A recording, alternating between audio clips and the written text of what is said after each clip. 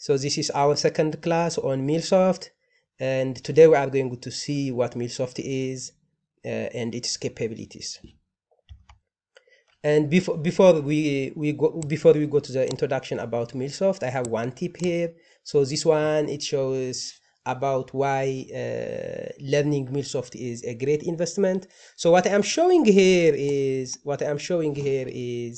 the amount of data that we are generating over time. Many of us know it. Since recently, the amount of data we generate has tremendously increased because we have lots of devices, lots of apps generating data, Internet of Things, and so on. As everything becomes digital, there is data being generated everywhere. And if there is data, since we want to use the data, there are different new fields emerging that take advantage of the data that were not there before. Data science is one of them. Data science, machine learning, big data analytics, and so on. And MuleSoft is also one of those tools that help to make our digitalization efforts more efficient. So learning MuleSoft for that reason is a good investment, because as we keep generating more data, we will need tools like MuleSoft even more. So as you can see here, what I'm showing from the website in that pair in here, so if you see any text which is in this green color, it means it has a link, so you can click that link and read more. So if you click this one, it shows you more. You can go here and get more insights. So as you can see here, the amount of data we generated, this graph, it contains also forecasts up to 2025, and you can see how this is increasing exponentially. So learning MuleSoft is a good investment, because it will be even more needed as we generate more data and as we need more data integration.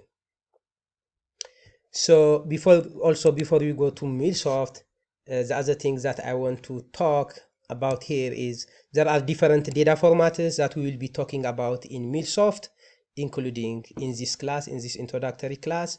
So I think comma separated values, almost all of us know it. But JSON and XML, many people may not have worked with them before. So I have example data with the same data in different formats. So let me share this link with you. It is in my GitHub repo. If I go to the chat, where is it? Oh, chat is here. Okay.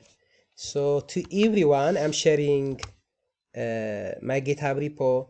So here I have uploaded data that we are going to use in this course, and see there is airports data. We have airports.csv, airports.json, airports.xml. So it is the same data but in different formats. So we want to see what the different data formats are and how are they different or similar to each other. And so what you can do is, for example, to see this, you can download this, but in your free time later. For now, let me just show you what each one of them look like. So the CSV data, it is comma separated values. Simply, I have it here. By the way, if any of you, if you don't have Excel, Microsoft Excel, you can use Google Sheets. Just if you have Gmail, you can go to your Gmail. Let me show here. If you have Gmail, go here and you have Google Sheets here. So that's a good replacement for Excel. So the data looks like this. This is the data airports. It contains the airport name, latitude and longitude, altitude of the airport, and its time zone. And to show the data in text format, if I go here, MuleSoft training. So I have the data here. Let me show you one by one. So the comma separated values. So we have it like this. As the name shows, there are different there are different observations, and they are separated by commas. So in here, these are called columns or header. The first row, we have name, latitude, longitude, altitude, time zone, and this time zone in this format and in this format. So this is the header. Whereas each row below the header are observations of different airports in this case. When I import it in Google Sheet, or when you import it to Excel, it looks like this, but actually the data, this observations, each column is separated by commas, as you can see here. So we have comma separating each observation. But when you import it to Excel or to Google Sheets, you don't see the commas. So this kind of data format is called comma separated values. So that is one common data format. But when you import it to Excel or to Google Sheets, it looks like this. I hope everyone, almost all of us, know CSV data. The second format, which could be new to many of you, is JSON data. So for human eye, JSON data, it doesn't look that good, but for computers, it is more efficient than CSV. So let me show you what it looks like. So we have this square bracket. We start with a square bracket here on the top. Here we have a square bracket, and go down at the bottom also we will have a square bracket. We have a square bracket at the bottom also. And within this square bracket, each row in the Google Sheets that I showed, each row is put within a curly braces. This is called curly braces. You see, we are starting with a curly bracket here and closing it with a curly bracket. So this is one row in Excel.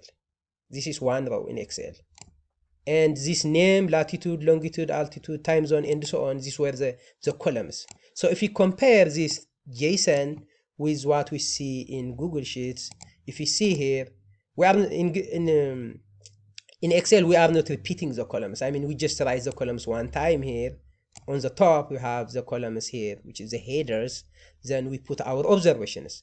But when we create the JSON file, what we do is we create key value pairs. What is the key? The key is the column name, and the value is the corresponding value. For example, here, this is the first row in the Google Sheets, and this one is the second row, this one is the third row, and this one is the fourth row, and so on. And within each, this is called an object. So that single row in Excel, in JSON, we call it an object. And each object could have one or more key value pairs. So in this case, we have name with its value, latitude with its value, longitude with its value, and so on. And this the keys repeat again and again. And you can have different, the keys should not necessarily be the same. They can be, one object could have more keys than others. So it is more flexible because of that. So this one is called an object. Things to remember, very common terminology in MuleSoft and to understand. This is called an object. One object in JSON means a row in Excel. Another object, and so on. And this collection of objects is called an array. So array means just collection of anything. It could be objects like this, it could be numbers, it could be strings, anything that we put within these curly braces, it is called an array. So two things to remember here: array and object. So this is JSON format. We put it as key value pairs, and the row in Excel is an object here, and all collection of objects, or even collection of just numbers or anything, when we put it within a square bracket, it is called an array. Okay, so this is JSON. The other data format also that we are going to be working with commonly, because so the reason that we are looking, by the way, to give perspective here, the reason that we are looking at these data formats is different applications, they need different formats. And MuleSoft, as a translator or as a middleman, it has to transform the data to the appropriate format. Like one system, the data could be like in Java format, for example, but the application that we build it needs only JSON data, then MuleSoft should transform it to JSON. And I'm done with the data formats almost. We have the other one is XML. This XML data even looks more verbose than JSON. By the way, yeah, let's see the number of rows. If we see which one is more succinct between JSON and Excel. See, this airport is the same data in Excel. How many rows do we have? We have around, let me go to the bottom. We have 1000, yeah, 1000, because the first one is a header. So we have 1000 rows. Okay, let's see in JSON how many rows that corresponds to. If you go to the JSON data, this one is this one. So it is 1000 in Excel. In JSON, we have how many rows? We have around 8000 rows. So you can see how big it has become. Even with XML, it will be more.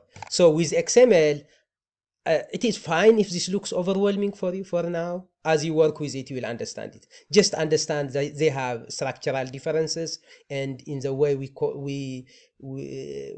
work with them, we have to understand the transformations we will do will be different. So with XML data, on the other hand, you remember in the JSON data we were putting key value pairs, but here we use tags. So each row, in this case, as you can see, each row has this row tag.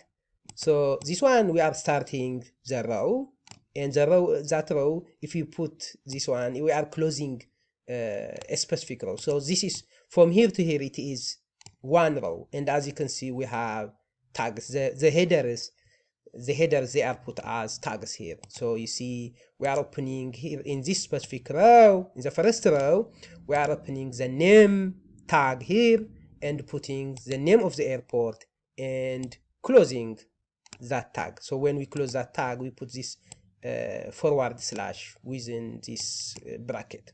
So latitude, longitude, and altitude, the same way we put like this. So we have, this is one row, this one is another row, this one is another row, and so on. And this top one is called a root node. So we will see the transformation we will do in XML will be different as compared to JSON. Just remember, the things to remember here are in XML we use tags, as you can see here, whereas in JSON we use key value pairs. We have key value pairs, and these key value pairs that we include within curly braces is called an object, whereas all of them, when we put them within a square brackets, they are called arrays. So in JSON data we have array and object, and in XML data we put tags, as you can see here, and this one is a root node. This root node is important. We'll see in the data transformations we perform. So to summarize their differences, to see this data, by the way, as I said, you can download it from that GitHub repo that I shared. Also in our blog, in my blog, I have here a link that says data for the course is available here. So you can click here and you can see them. The airport's data is here. I have uploaded also other data sets that we will use for projects and assignments. We will also create databases and so on. So you will get many resources here anyway. And also for those of you who have never used GitHub before, we will see how to install and set up GitHub and how to push our code there. Okay.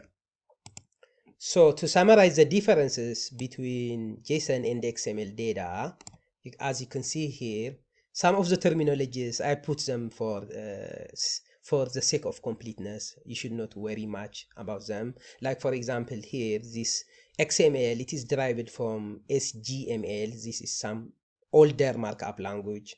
So it is fine if you don't understand that. But see the differences between JSON and XML in a nutshell. JSON is JavaScript object notation, whereas XML is extensible markup language. So you can research about them and read more to understand more about them. JSON is based on JavaScript language, As I said, in JSON, we represent objects. And when we put objects in square brackets, it's called an array. Whereas in XML, we use tags and we need a root node. JSON doesn't use tags, whereas XML needs start and end tags. The tags that we start, we have to end them as well. XML is more secure than JSON. And the last bullet point here is, so in coding, comments mean like things that text that you write for humans to read and understand what the code chunk is doing. So the compiler doesn't run it. That means the computer doesn't run it, doesn't take it as code. It is for us to understand what it is doing. So in XML we can add commenters, whereas in JSON we cannot. So these are the common differences between JSON and XML. But the main things that I want you to remember are, in JSON we talk about objects and arrays. In XML we talk about tags and root node. Comma separated values are separated by commas. So having said that, now, okay, I will give 1 minute for one person to talk about what they understood about the difference between arrays and objects in JSON data, to make sure you are following me. So who can raise their hands and talk what they understood about array and object data types? I'm like, how do you see those who rose their hands? Give me a second, I think. So there are hands raised, but they were raised from the beginning of the class. Is that so okay?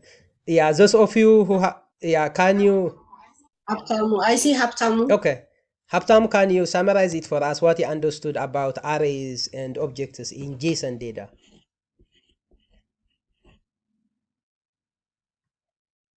Okay, thank you. So I think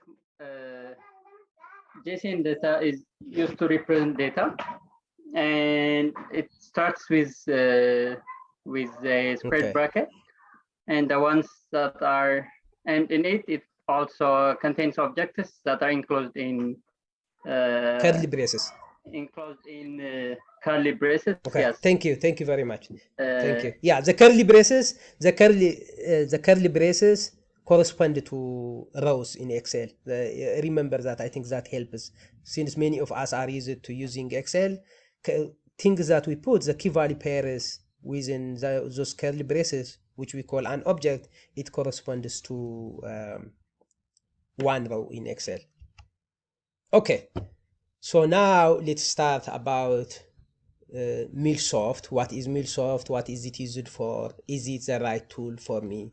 So from this content, you can understand if MuleSoft is the right, if you like MuleSoft, if it is a kind of job that you want to work on.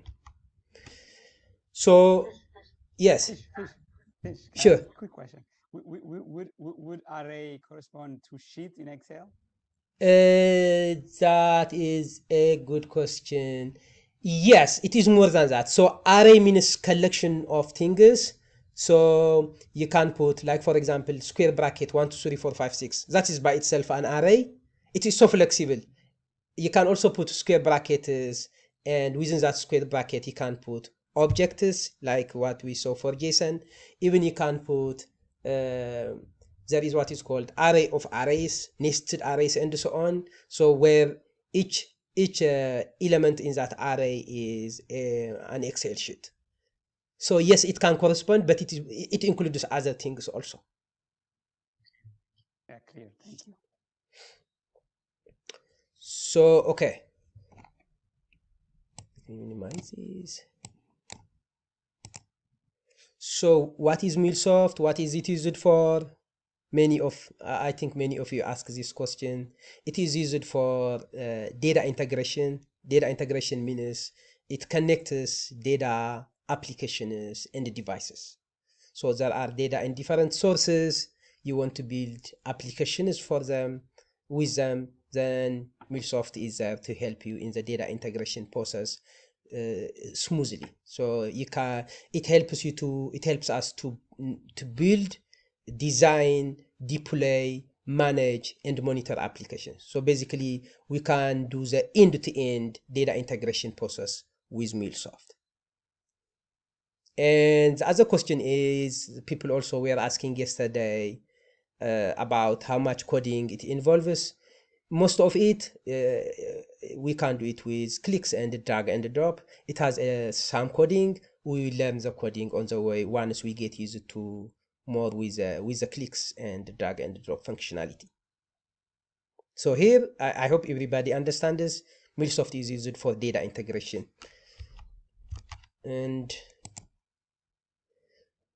so integration also, you may hear this another term, middleware software. So when we say middleware, like this is like a middleman or an interpreter, language interpreter. People, if there are 3 people, for example, one of them knows French, the other one maybe speaks Russian, and there is a third one who knows Russian and French, then becomes an interpreter because he understands both of them.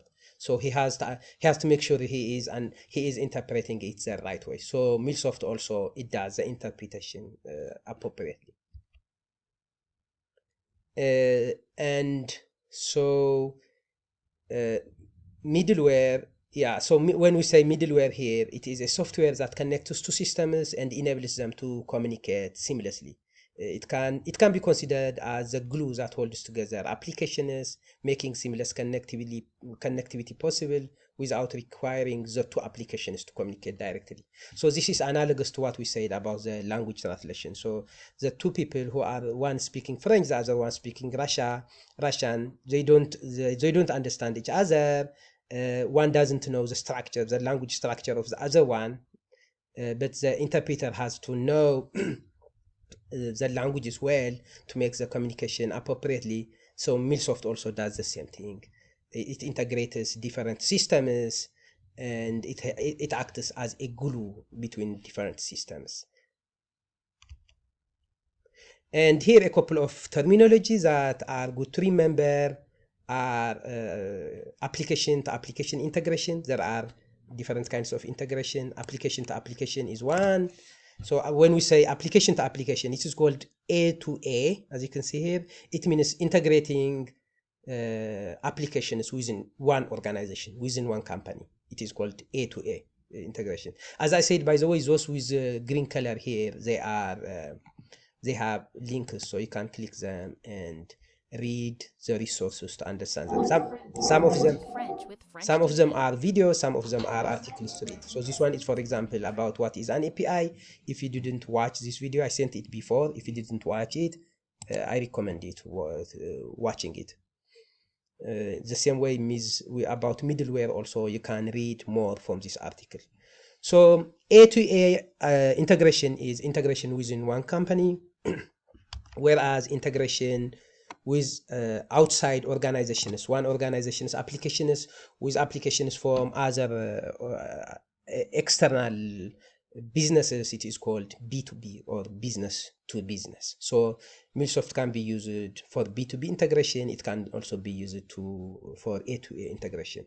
Within one company by itself also, they could have data residing in different systems. So we need integration not only with other businesses, but inside the company also. Based on the security level of the data type, its source, we may want to put our data in systems that don't communicate with each other, but MuleSoft becomes a middleman or a middleware for the integration purpose. So this is, in a nutshell, at a high level, this is MuleSoft. So why do we need integration? I think this is, I have answered this already, but to add more, so when we integrate, we do message routing. Message routing in this case includes, like, you have data coming in from some system, and you are building an application using data from different systems. So in the integration process, you can filter and include only the data that you want, or you can aggregate the data. For example, if you are building some websites where people can book a hotel, then I will go to that website and I will specify time window, I will specify places, I will specify a price range that I am willing to pay. Then the integration tool, which is MuleSoft in this case, it should filter the data and include only data within my that fulfills the requirements. Or it could also involve aggregating data. So the data in the source in the system, if it was in daily data, but I want maybe weekly data, or I may want for weekdays, or I may want data aggregated to annual level. So we will see how we can do this in MuleSoft in the data integration process. So it helps us to route our message and to filter and aggregate it. Also, data transformation, as we said, common data formats that the applications that we interact with use are JSON and XML. But the data could be, for example, in the data source, it could be in Excel format, or it could be in CSV format. So in MuleSoft, we can do data transformation as well. And the other thing is we do the service creation and hosting. So in this course, we are going to see from end to end how we can do the design, building, and deploying it, which means hosting in this case, hosting in the cloud, so that it becomes reusable. So in data integration process, we develop our apps and we make them accessible so that people can use them, and also they become reusable services. So sample use case, let's discuss the sample use case, and if you have some ambiguities, I hope it will help you more to clarify more about MuleSoft application. So assume you want to build a website where people can book hotels. The hotels are not yours. I mean, if you have one hotel called ABC, then I can create a website called abc.com. Then people can come to abc.com. They can go to abc.com and book just my hotel, search for my hotel, what amenities I have, and if I have rooms in specific city, and so on. But assume this website that you are building is to search across all hotels in, let's say, for example, across the US. So you need the data from the different hotels, and the different hotels, their data is in different systems, one thing, and in different formats also. So you need to get the data from their systems and do the necessary transformations, necessary filtering, and so on, and aggregation to display to the users, to people who come to your website to search for hotels. So that this is what data integration means. Data is in different sources, in different formats. Then MuleSoft gets the data from the different sources and it integrates it. So another keyword that is commonly used here with MuleSoft is API. We are going to see what an API is, but basically API here means it stands for application programming interface. We'll say about it more, but simply API means it helps for integration, to integrate the different systems and build our applications. So rather, if we are to write our code, the whole code like using the whole code like in one very big code, it becomes difficult to maintain.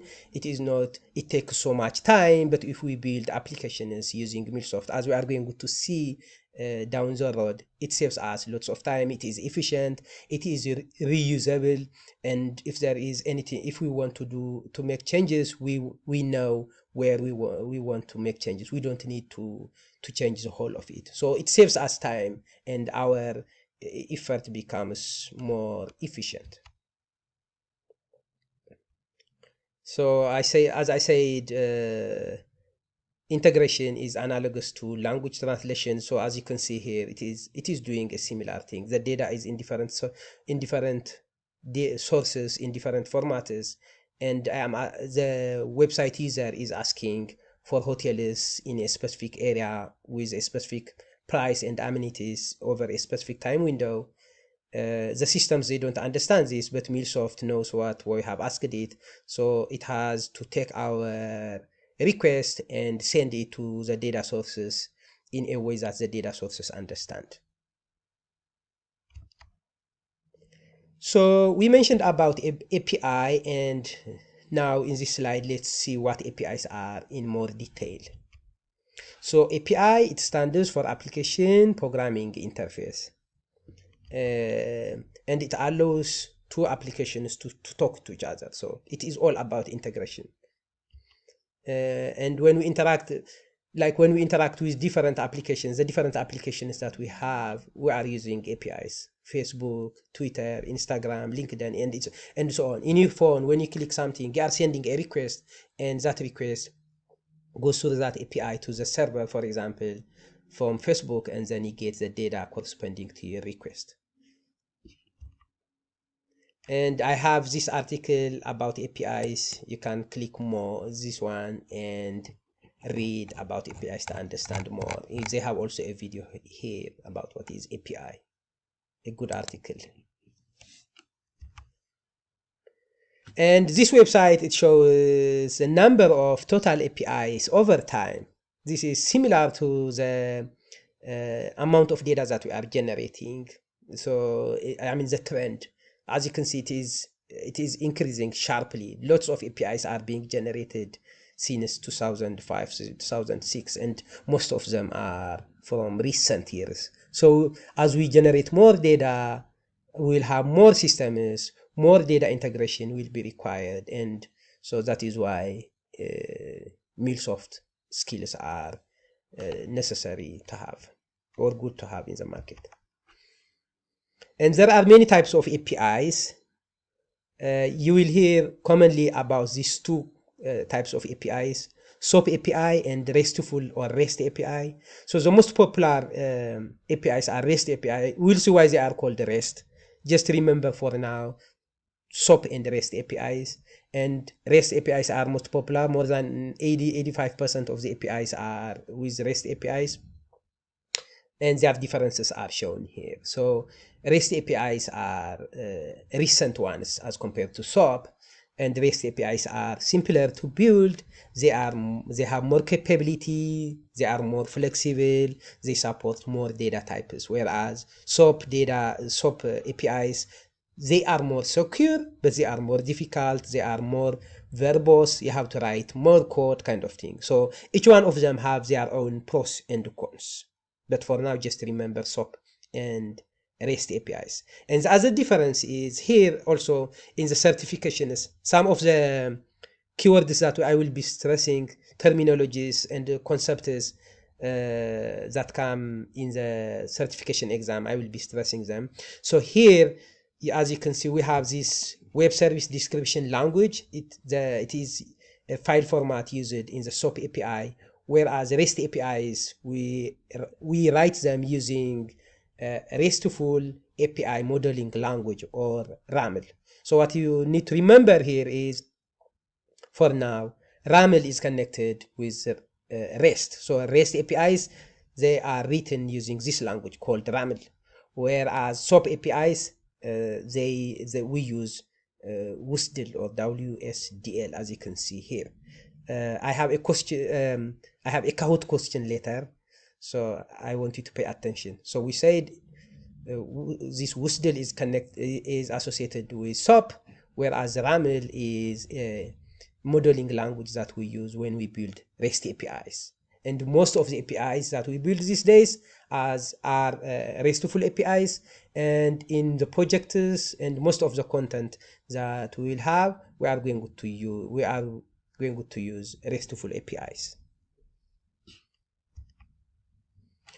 And based on their functionality, we have three categories of APIs. So The lower level, that means here on the bottom, if you see, we have systems where we store raw data. So the bottom here, if here we have UPS, SAP, Salesforce, and so on. So assume these are systems where there is raw data, where the raw data resides. So APIs that we build to connect to these system APIs, to these systems where the raw data resides, they are called system APIs. So system API connects to the systems, and it has access to the raw data. And by combining system APIs for different functionalities, we create process APIs. And one or more process, when we connect process APIs to create applications, for example, we build experience APIs. Like, for example, when we have a web app, it could be Facebook, Twitter, and other things that we interact with, that the public interacts with, they are called experience APIs. So as you can see, the system API and the process API, they can access raw data. So we should not make them public. They have to be secure, whereas experience APIs are high level and they don't have access to the bottom raw data. And I have included a source here, this article. Please go read it and understand about these different kinds of APIs they are here. Well, I have shared these slides in the blog, so you can download it from there. So these are the three categories of APIs: system API, process API, and experience API. I think the terminology itself is descriptive. And we have their differences here. So system APIs connect to the underlying system that contains the raw data, and since they contain raw data, they contain sensitive information, and they should not be exposed for public use. Like, for example, when I'm connecting to data in some database means database is a system where we store data. We will see different kinds of databases and how we interact with them down the road. But for now, just remember, databases are where we store data, and if we build an API that interacts with that database, it is called system API. And that system API, since it has access to raw data, which is sensitive information, it should not be exposed for public use. The second one, we have the process API, is the same thing. They can have access to the raw data, so they have to be secure, and they combine two or more system APIs. And experience APIs are wrapper to process APIs if we have, but there could be cases where we don't have process APIs. We can just also build some applications using system APIs and experience APIs. So experience API is a wrapper to process APIs if they exist, or to system APIs. And this is experience API is for consumers or clients to use. All the applications we interact with, they have experience APIs. So clients, in this case, the clients or the consumers, they don't have access to the raw data because it has abstracted the API building process. It has abstracted the data transformation, the data transfer process, and it only shows us the data that we should see. I mean, it is not raw data, it is aggregated data, and it doesn't show sensitive information. And in the experience API, we can include data transformations, like transforming from one format to another format based on the API. If the application, for example, expects JSON data, but the data in the process API was in XML, then in the experience API, we have to transform it to JSON format. So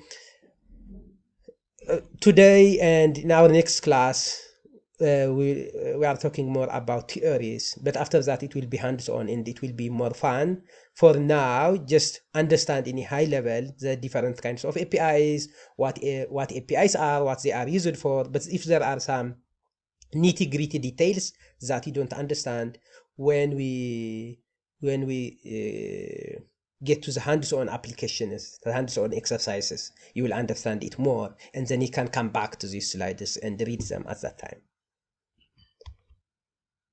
So now I have Kahoot. I'll share my slide, my screen, my Kahoot here from the content that we have covered so far. Kahoot time, where do I get them?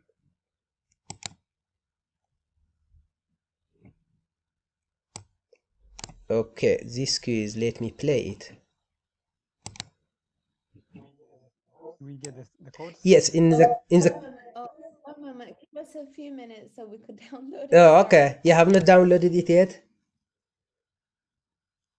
Did someone say you can play Kahoot in the browser by just... Yeah, so you can do that for now.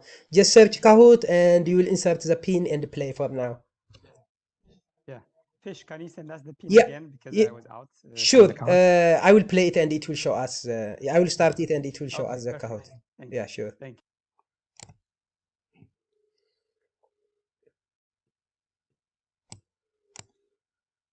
Starting it. We have 1 minute, I think. Did I give 1 minute or so? Yeah. So classic mode.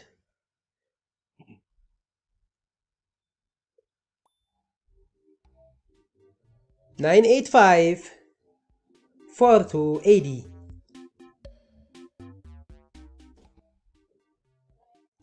985. 4280.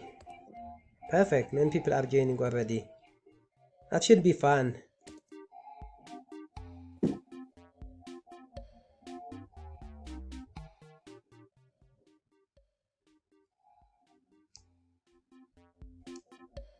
So as I said, the theory is more for this week and next class and this class. After that, it will be visual, it will be more interactive, drag and drop, and so on. So I don't think there will be anyone who gets bored at that time. And the other comment... Mine isn't working. Pardon me? Mine is not working. They say your answer suggests stop that. Oh, did you put this pin? Oh yeah, I will start the question. Okay. We have 51 out of 98 people. That means around half of the people are not able to join. Excuse me, doctor. I didn't mind earlier the old code and it says time is up, so I'm not able to join it and I'm trying. I'm sorry to interrupt. That's okay. That's okay. Yes, let's go ahead with those that have joined. Just in your free time, try make sure you are acquainted with Kahoot very well. So the question is, what file type is required to configure a web service consumer to consume a SOAP web service? So we have SOAP APIs. In SOAP APIs, do we use RAML, or do we use WSDL, or do we use JSON, or what do we use? Perfect. Okay. Oh. And next. Nice. A guy are fast. Okay, next question. Okay. What MuleSoft API-led connectivity layer is intended to expose part of a backend database without business logic? So the system data, if you want to use APIs with system data, what kind of API do you use? Do you use system API, experience API, process API? Actually, I'm answering it. So, okay. Now we can see the results. And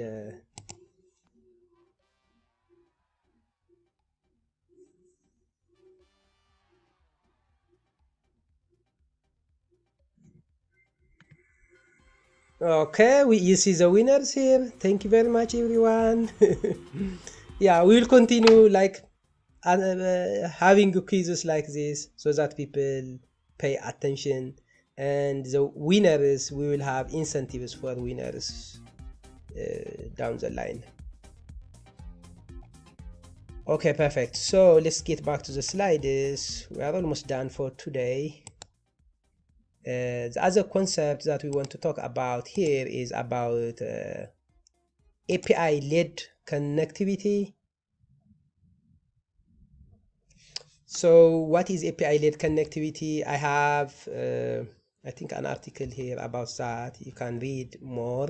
But API-led connectivity is you have APIs that have different purposes that are using to integrate data and applications, and when you bring them together even to solve a bigger problem, that is called API-led connectivity. Of APIs you have, then your network of APIs increases significantly, which means it increases your potential, the potential to use it for more purposes.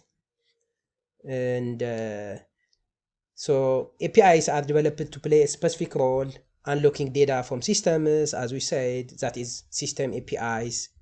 They to get data from systems, and when we compose two or more systems, we create process APIs, and by integrating two or more process APIs or system APIs, we create experience APIs. And these different APIs, when we connect them together, we create a network of APIs that we'll see in the next slide. And I recommend you guys to read this one about what is API-led connectivity quite well. You will get in the certification, you will get questions from here, and also these are common terminologies. MuleSoft, there are common terminologies MuleSoft commonly talks, and these are some of the common ones. And if you don't understand them now, I mean, if you don't read about them now, later on, you may not feel comfortable. So read them, read these articles that I share and understand them well. So this is about the API application network.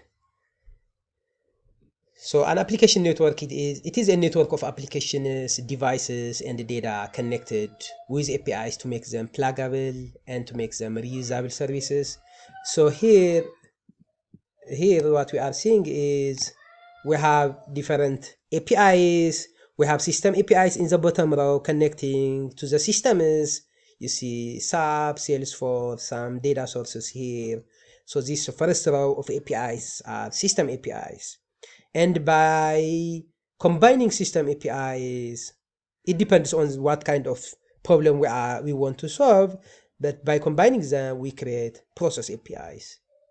And by combining process APIs, we create experience APIs. For example, a web app API, you see here, a web app API, or it could be a mobile API. So by creating these layers of connections of APIs, we create experience APIs, and this is called an application network.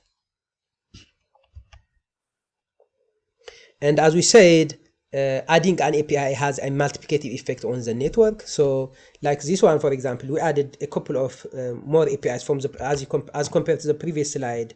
We have this one in the bottom, we have 1, 2, 3 APIs, but here we added 2 more. Now the network becomes bigger, and we can create more reusable and pluggable applications by combining the different APIs. So this is what an application network is. And remember, when we add one API, it has a multiplicative effect on the network.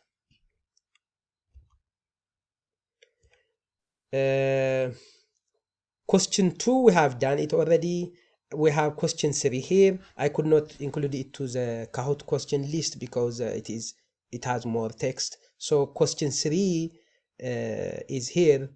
So what it says is, in an application network, think of an application network like this, for example. In an application network, if the implementation but not the interface of a product API changes, what needs to be done to the other APIs that consume the product API? So we have such kind of application network. Think of this application network. Now what it is saying is the implementation of a product API changes.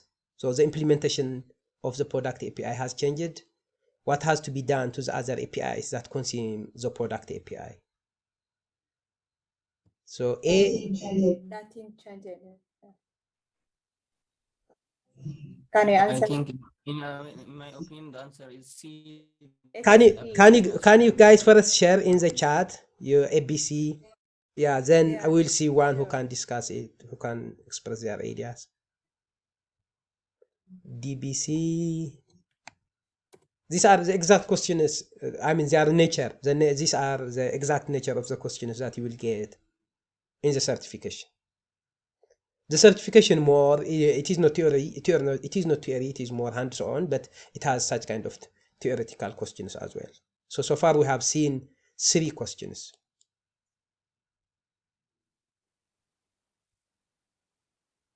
Okay, perfect.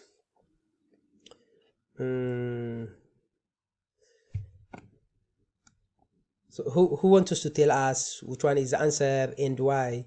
I'm like, how can you see someone who raised their hand?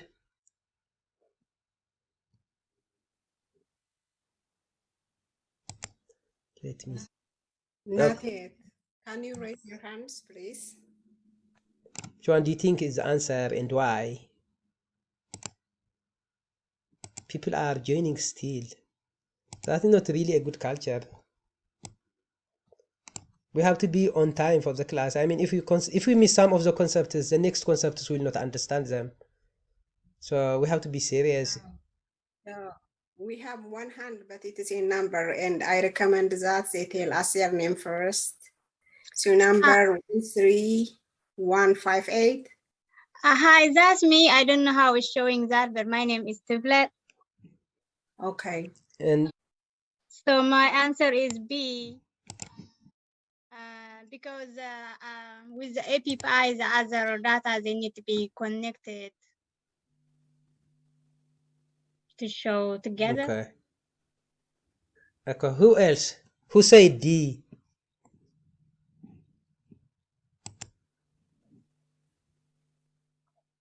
Anyone who says D? Who can explain the reason?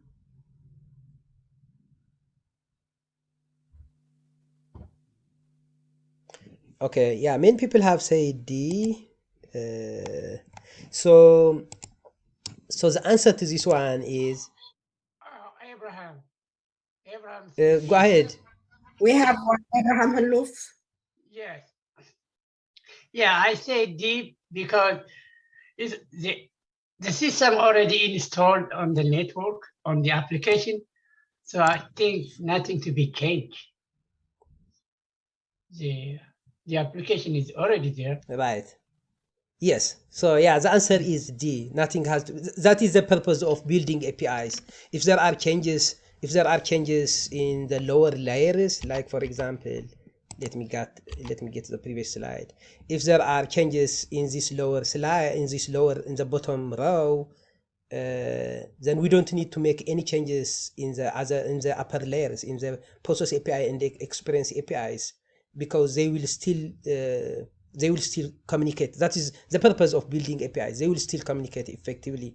If there is an error in the system API, and because of that, if our experience API failed, then we just need to fix only the issue in the system API. Then the communication will continue. It is like a road. We have roads connecting different cities, and there is one bridge. Maybe are going from one city to another, and there are sets of bridges.